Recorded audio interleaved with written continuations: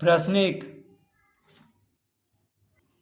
निम्नांकित प्रत्येक आकृति के नीचे के बॉक्स में सही का निशान लगाएं यदि यह खुली वक्र हो और गलत का निशान लगाएं यदि यह बंद वक्र हो।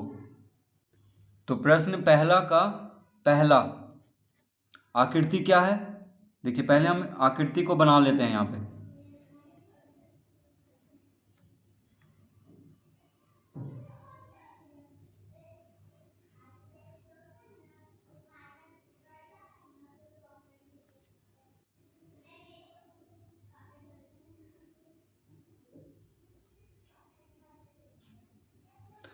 इस तरह से आकृति बना हुआ है, ठीक है। इसके नीचे एक बॉक्स में, ये बॉक्स है, इसमें सही का निशान लगाना है यदि खुली वक्र हो। तो देखिए, खुली वक्र है क्योंकि इसका अंत बिंदु जो है दोनों मिला नहीं है।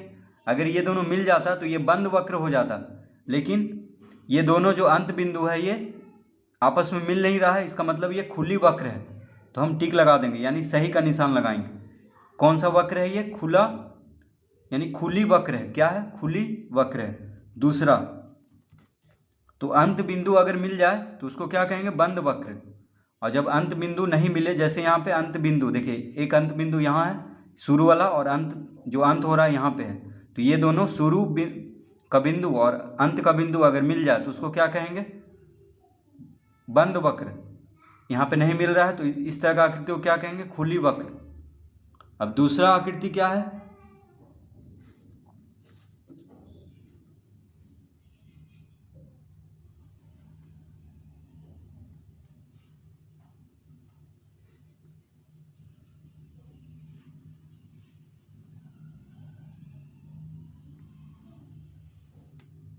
इस तरह से आकृति बना हुआ है, ठीक है। इसके नीचे एक बॉक्स है, तो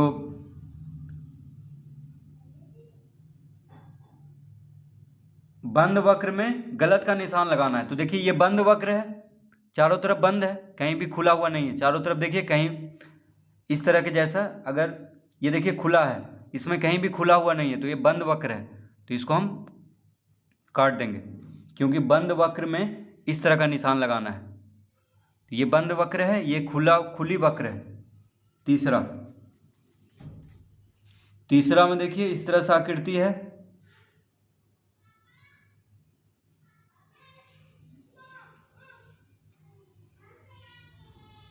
इस तरह से आकृति बना हुआ है। तो इसमें भी देखिए, जहाँ से शुरू हुआ है और शुरू बिंदु और अंत बिंदु दोनों आपस में नहीं मिल रहा है, तो इसको क्या कहेंगे? इसको कहेंगे खुली वक्र।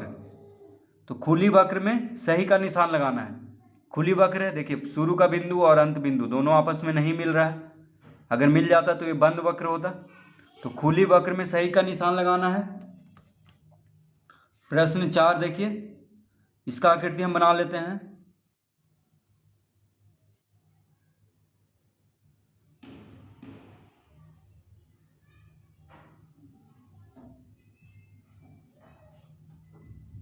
इस तरह से आकृति देखिए बना हुआ है, ठीक है।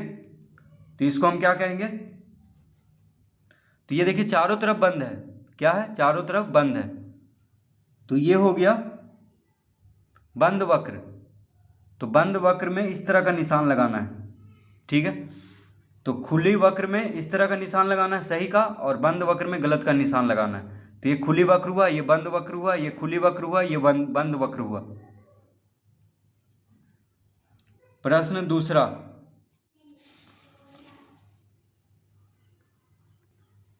निम्नलिखित में कौन बहुभुज है, लिखें।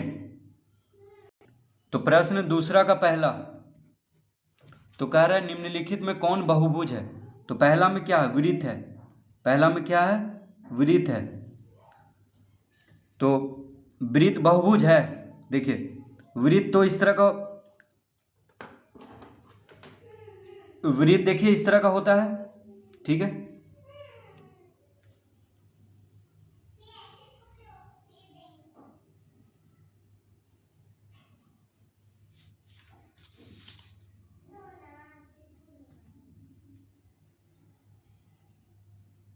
ये क्या है? वृत्त है। ये क्या है, एक वृत्त है, ठीक है। तो वृत्त इस तरह का होता है, तो ये बहुभुज नहीं है, क्योंकि बहुभुज जो होता है वो केवल रेखाखंडों से बना होता है, ठीक है, और बंद होता है चारों तरफ। तो बहुभुज क्या होता है, केवल रेखाखंडों से बना होता है और चारों तरफ बंद होता है। तो उसका परिभाषा हम इस तरह बोलेंगे, यदि वह एक सरल बंद आकृति हो और केवल रेखाखंडों से बनी हो।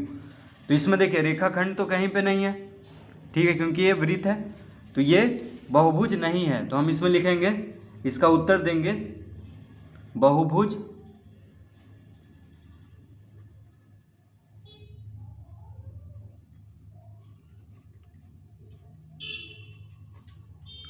बहुभुज नहीं है,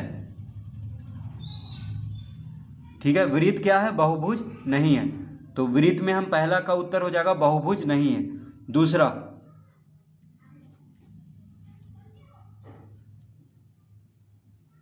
वर्ग,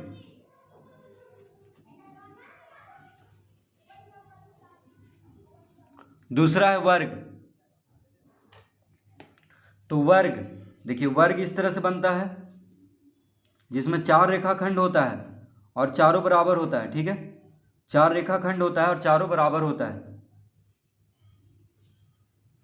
जैसे यहाँ पे इसका चारों भुजा क्या है, बराबर है। चारों भुजा क्या है, बराबर है। तो वर्ग में चारों भुजा बराबर होता है, तो ये बहुभुज है, क्योंकि यहाँ पे 4 रेखाखंड है और चारों देखिए बंद है, सब एक दूसरे से जुड़ा हुआ है, तो ये वर्ग है। तो इसमें चारों रेखाखंड क्या होता है, बराबर, यानी चारों भुजा बराबर होता है, तो इसको हम बोलेंगे बहुभुज। तो इसमें इसका उत्तर देंगे कि बहुभुज है, यानी वर्ग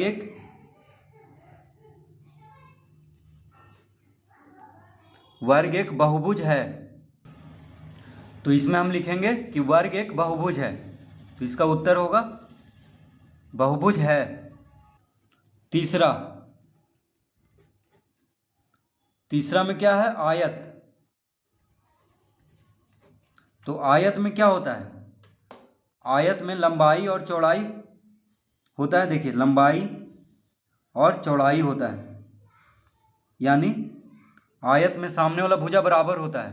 तो ये भी देखिए 4 रेखाखंडों से बना है, 4 रेखाखंडों से ये बना है, तो ये क्या हुआ, बहुभुज हुआ। और चारों बंद है, देखिए एक दूसरे में मिला हुआ है, तो ये बंद आकृति है जो कि 4 रेखाखंडों से बना हुआ है, तो ये भी क्या है, एक बहुभुज है। तो इसमें भी लिखेंगे बहुभुज है,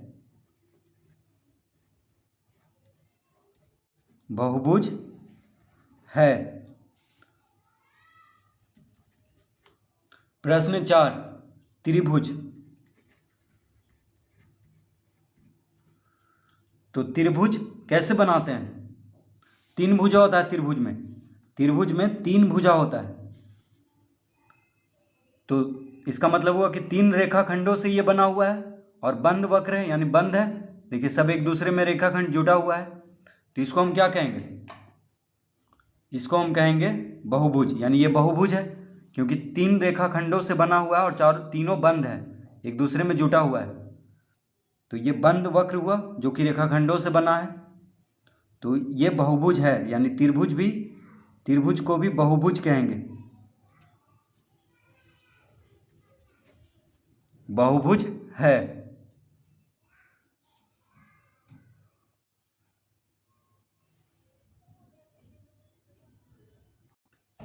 प्रश्न 3, बताइए कि P निम्नांकित आकृतियों में अभ्यांतर में है या बहिर्भाग में। तो प्रश्न 3 का ए,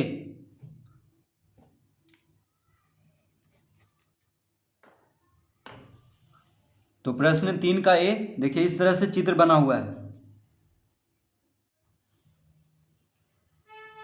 इस तरह से चित्र बना हुआ है और यहाँ पे P है, देखिए बिंदु P है। तो कह रहा है कि बताइए कि P निम्नांकित आकृतियों में अभ्यांतर में है या बहिर्भाग में। तो देखिए ये जो आकृति है इसके बाहर है, अगर इसके अंदर होता तो लिखते कि अभ्यंतर में है, लेकिन बाहर है। देखिए इस आकृति के बाहर बिंदु P है, तो हम क्या लिखेंगे, बहिर्भाग में। P कहाँ है, बहिर्भाग, यानी बाहर, इस आकृति के बाहर, तो लिखेंगे बहिर्भाग।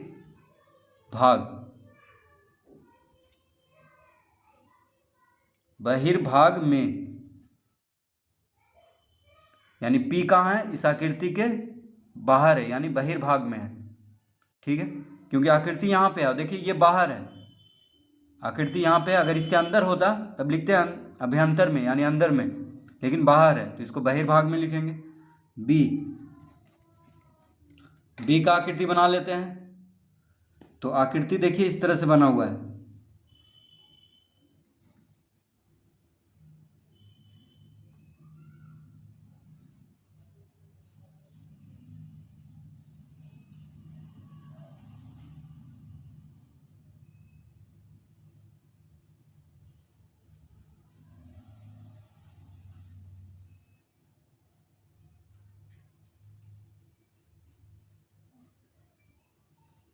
इस तरह से देखिए आकृति बना हुआ है। ठीक है, यहाँ पे बिंदु P है, तो P कहाँ है, इस आकृति के बाहर में, इस आकृति के अंदर है या बाहर है, तो अंदर में है। देखिए इस आकृति के अंदर में है, यानी अभ्यंतर में लिखेंगे।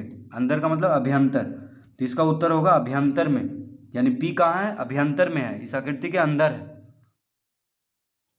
तो लिखेंगे अभ्यंतर।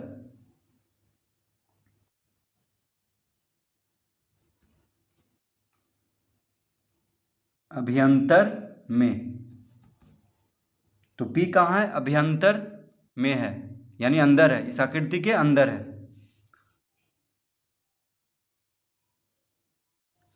C, तो C का आकृति,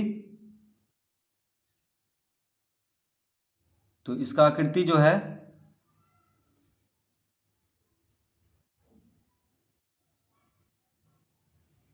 इस तरह से बना हुआ है। ठीक है, P यहाँ पे है, यानी बाहर में है, आकृति यहाँ पे है, P इधर है, तो बाहर में हुआ, तो लिखेंगे बहिर्भाग में। तो P कहाँ है, P इस आकृति का अभ्यंतर में है या बहिर्भाग में है, तो बहिर्भाग में, यानी बाहर है P, तो लिखेंगे बहिर्भाग।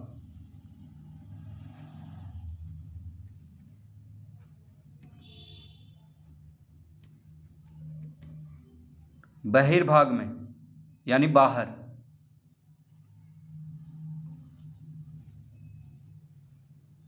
तो इस तरह से प्रश्न तीसरा हल करेंगे।